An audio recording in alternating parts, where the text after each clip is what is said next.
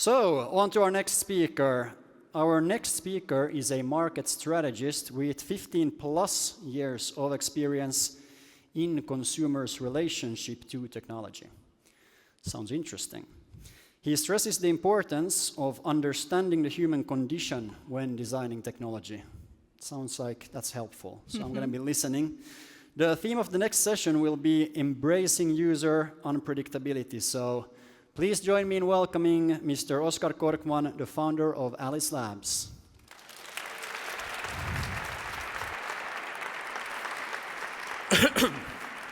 Thank you. What a pleasure to be here, and excellent presentations this far. This is going to be slightly different. I'm not from the data scene. I'm going to talk about data from a slightly different perspective. My biggest concern actually when coming up to the stage is that I don't have a mountain reference. And I tried to come up with one, like sitting there and listen to the other presentations, but there's no mountains. There's not an image of a mountain, or there's not like the metaphor of mountaineering either. So I hope you can cope with that. So what I will talk about is looking at technology from a consumer human perspective, and we have done some research on especially recommendation engines and what is the experience of people of recommendation engines. And I'm going to speak for normal people and what kind of problems and opportunities might arise from the relationship between people and technology. My background is such that I've been basically spending the last 15 years studying people around the globe. So what I do is that I'm an ethnographist from a profession. So when I try to understand people, it's using slightly different methods that I think most of you do here. So what I do is that I go and observe people. I look at longitudinal data sets on how people's values and attitudes are changing, and I'm trying to really build a kind of a holistic perspective of what does it mean to be a human today, and what kind of opportunities that opens up for technology in the future. I'm going to be slightly also like skeptical of some technologies here, but that's just to get the discussion started. So my presentation is going to be based on some research that we have done during the last 2 years in studying users and what is the experience of using recommendation engines. When I say recommendation engines, we have been mostly looking at like entertainment services such as Netflix and Spotify and so on. And the objective of my presentation is almost like open up some of the tensions that people might experience. But when I'm talking about the tensions, it's for the purpose of actually seeing new kinds of opportunities and also pushing you to develop even better solutions in the future. My presentation will be basically 3 different parts. Let's see how it goes. The first one is going to be tackling something which we call algorithmic fatigue. Which might sound a little bit negative, but I think that's actually an opportunity for new kinds of algorithms in the future. Then I'm also going to talk about how we should look at consumers and how we should view people. And yeah, I'm going to talk about that. And then the third part of my presentation is that I will try to talk a little bit about kind of opportunities to rethink algorithms and recommendations in ways that would be create even more value for people in the future. But starting off on the topic of algorithmic fatigue. This is one of the comments that we got from the research. So I think that currently algorithms mostly work like this. You like this, take more. The romance continues for a while, but then it withers.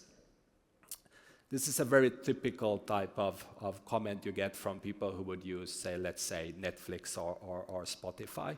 So I think what we have right now is that maybe 10 years ago, when Spotify or somebody else were able to recommend like a song that you may like or something, people, wow, how could they know about this? I think the mindset of the consumer is that they kind of expect something more now. And it feels very linear in its way, and it feels very restrictive in relation to the human condition that people have. So I think what we can say is that there is something which could be called algorithmic fatigue. And by understanding like what are those kinds of disappointments that people have on these algorithms today, my intention is only to think about solutions and how to improve and make them better in the future. What we define here as algorithmic fatigue is the experience that people have of these recommendation engines could be described in many different ways. But one way people describe it and experience is that it feels a little bit like a black box with limits. So basically those who are creating these recommendations are just like sucking data out of you more and more into this black box that is just like then spitting out some kind of recommendations. It also feels quite predictable in a world that is otherwise hugely unpredictable. And it also, there is a problem of this recommendation often being a little bit kind of almost stuck in some kind of predefined categories that people would expect algorithms to be able to destroy or kind of reinvent. So, for example, if you are listening or watching horror movies, you are not that's not how like people perceive their own taste is according to some kind of very predefined categories, but they expect recommendations to be able to almost like do crossovers and kind of look across categories. Another part of algorithmic fatigue is also this kind of aspect of staleness. So many of these recommendations work in a way that they are kind of building these kind of recommendations that are starting to go into certain directions. And people's mindsets and tastes are quite different than that. People are actually having in different situations that are actually kind of having different types of tastes and different expectations of content. So there is a problem of staleness. And the last part of algorithmic fatigue also, which will be my kind of almost main point of this presentation, is also that it's impossible to interact with. So people have this kind of urge to somehow be able to nudge these algorithms. They are having an expectation that you could somehow work together with technology and interaction to create better solutions for yourself. And this is not how it works. So here we have another quote. It feels like one-way communication. It kind of analyzes your information and predicts what you might like. Other than that, you can't really communicate with your app directly. Here we have a respondent from China that is expressing a kind of almost frustration by the fact that you can't actually help the system to improve, or you can't help the system in a more direct ways to basically understand you as a human being in better ways. And more specifically, there are like four kind of tensions where this is kind of a call out for you who work with this. It's like, I think that if you would almost solve these tensions, you could almost kind of create value on a new level. The first tensions that we identified in our research is a tension about stability and continuity. I already talked a little bit about that, but the fact that algorithms are creating this kind of predictable image of who the customer is, and there's no way of almost like finding more kind of versatility in recommendations that would fit certain kind of different kinds of solutions. An example might be, for instance, that if I borrow my phone to my kid, for instance, and my kid uses Spotify and listens to some music that I wouldn't necessarily listen to, I'm kind of getting stuck in that recommendation for months and months, and it requires very determination from me to actually start to teach this algorithm to create something that would be more relevant for myself.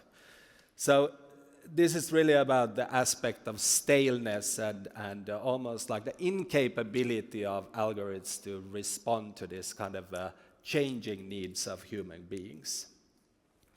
The second tension that we could identify is this aspect of recommendation. So let's imagine a service with recommendations. When you have used it for, as many have used certain services for many years, like you actually have a long career with Spotify or Netflix, there becomes a point in time when you are feeling that you're almost like driving into the wall. It's almost that the algorithm almost doesn't find any new ways of surprising you or kind of expanding your horizon on your own interests. And that's also kind of a problem, because you have basically relationships between these systems and consumers that are not having any kind of a natural way of progressing and evolving into the future. And then the third tension that we found quite a lot is this kind of limits of conventional categories. I was already talking a little bit about that, but just because you are now happen to listen a lot to, like, let's say, alternative rock and so on, it's a very limited way of thinking about taste. And many people are expecting this machines to be able to kind of be more creative in terms of identifying patterns of taste going forward. And then the fourth tension that we could identify is this kind of idea about the echo chambers. So the fact that you are using these systems over a long period of time and you get the feeling of being fed information or recommendations that is just like strengthening your current position. And that's a huge frustration, because people almost like have this kind of uncertainty of whether do I really get access to kind of types of entertainment that I would in a real sense find interesting. So my point here is that looking at how these recommendations are working today, there's of course massive amounts of value that is being creating for consumers, but also from a consumer perspective, it feels that there are still certain tensions that could be solved, and there could be new solutions to make them better. And what consumers or users are saying is that there is not really any sort of like ways of impacting these services in a way that would help them resolve these tensions. And the way I at least look at this is that we are basically kind of thinking, or the way these algorithms are kind of imagining the consumer is almost assuming this kind of a passive and predictable consumer. And we are kind of almost making the assumption that there is some kind of a perfect model that could predict taste and almost meet the kind of demand of the consumer. And I think what we need to acknowledge, and what I think is important here, is that users and people are relating to content in many different ways. I think the majority of the time when you are kind of using, let's say, an entertainment service, you are in that kind of passive mindset, and you are expecting a machine, and you are appreciating that the machine is providing you kind of with recommendations and so on.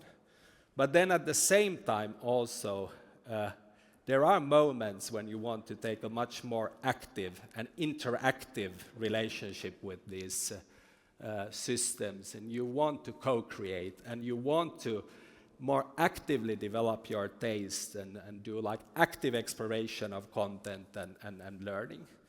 And it's this kind of right-hand side that is almost like where people feel that technology is not able to help. And that's where the kind of most of the tensions and opportunities come from. And especially during these times we are living, where we are living, and as a consumer researcher I see it, is we're living through times of like almost hyper uncertainty. And the fact that AI is developing and becomes also kind of a part of this landscape of massive amounts of different sources of uncertainty, almost, and we see this all over the place, it's almost creating a need for consumers to be able to have more control and have a feeling that they can actually impact outcomes, and they can be a part of creating solutions for themselves. And that's where I think some of these services are almost making a disservice, because they're almost kind of keeping consumers in that kind of a passive space where they are not allowing people to interact and actually almost like be a part of the process. And I think also that will have a massive impact in terms of value of customer relationship. That if customers are not a part of creating what is important, the value for themselves, there will be a time where people will disengage. And there are limits with these algorithms in that way, because some people will have that reaction that they are disengaging because they feel they are not a part of the service.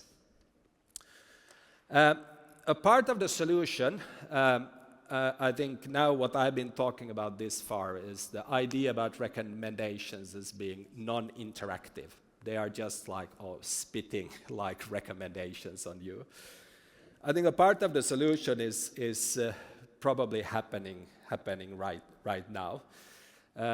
When I started to see like the first versions and how people were starting to use ChatGPT in October last year and so on, I understood exactly why it created such a big engagement.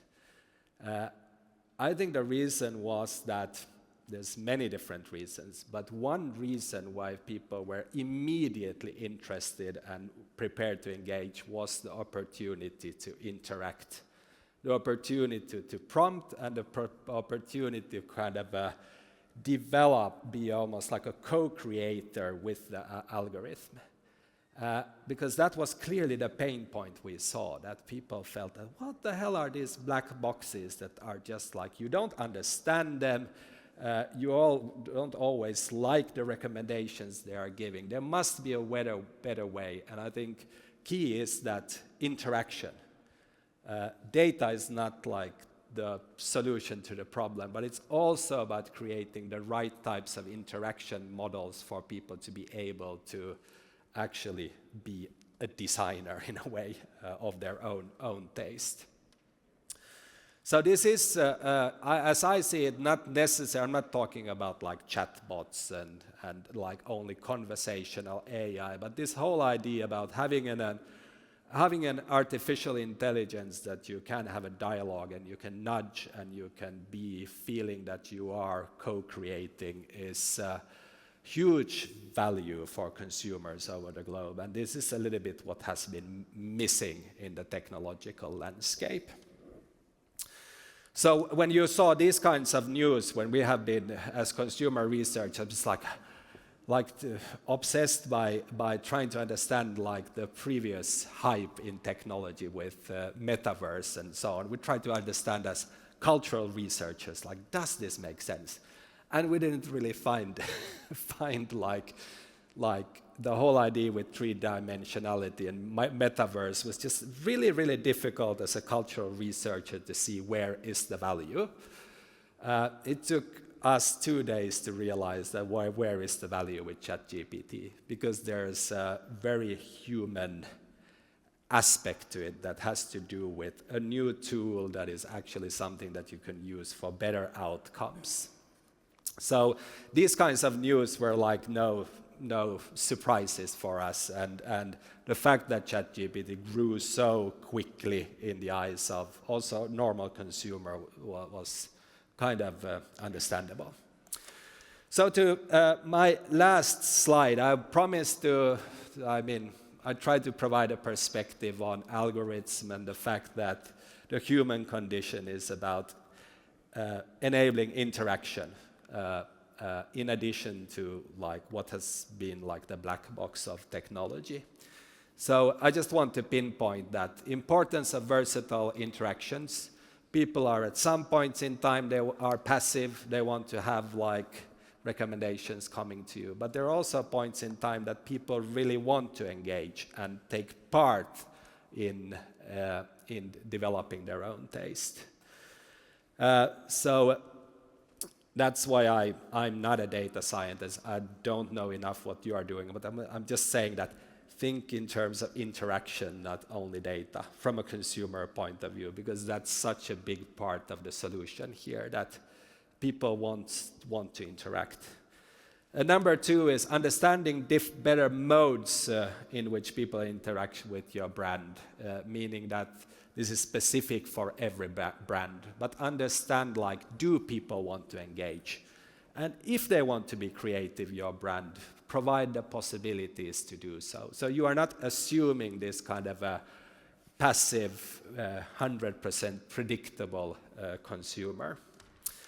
Number 3 is, Emma said that don't be critical of data science, but I'm not critical about data science. But what is happening in the field of technology is that there's a huge like religion in terms of data and so on, and that's all good and it's fine.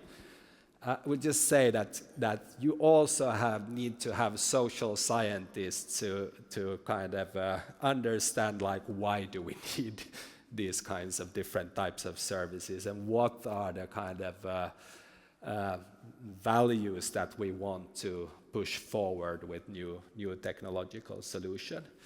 So what I would say is that people like me, I'm a social scientist, should be working with people like you who understands data. And I think that kind of combination is probably like the most valuable thing that can happen.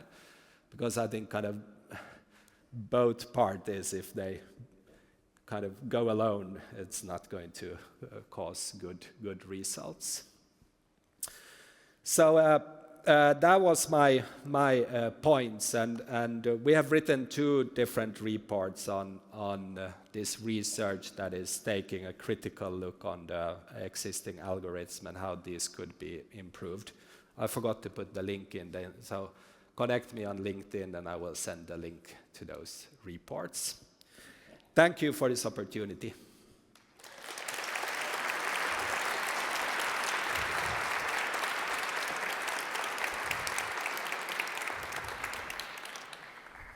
Thank you. For me personally, I find your final point here really interesting about resisting the datafication of insights and bringing different fields together. It goes back a little bit to kind of all of the discussion with ethical AI and that type of. How do you see that happening, bringing different competence together? I think there's a combination with like a looming recession and appearance of like the religion of AI and so on, is that I have many friends who are working more on like qualitative research that has been fired from big tech recently. I think this. I'm old enough to see that this is like a wave thing. So I have experienced it once before when I was kind of working for a big corporation and heading the insights function, and somebody came to me and say, by the way, you are not needed anymore. That we have data that will give the answer. Then you try to say, but yeah, okay, but not everything is going to be visible in the data. There's something that is the more contextual, bigger, like cultural picture. So I think it happens right now, but I think it's like a pendulum swing. So I'm not like the one who is saying that my competence is the most important ones. I just realize that there needs to be kind of good balance of different types of people. And I think also social science can blame itself a little bit. We haven't always been like anthropologists, and so hasn't been the best to kind of make their own case in the tables where decisions are being made. So I think we can look in the mirror ourselves. Yeah. Thank you. That will be our final words. Everyone, give it up for Oskar Korkman.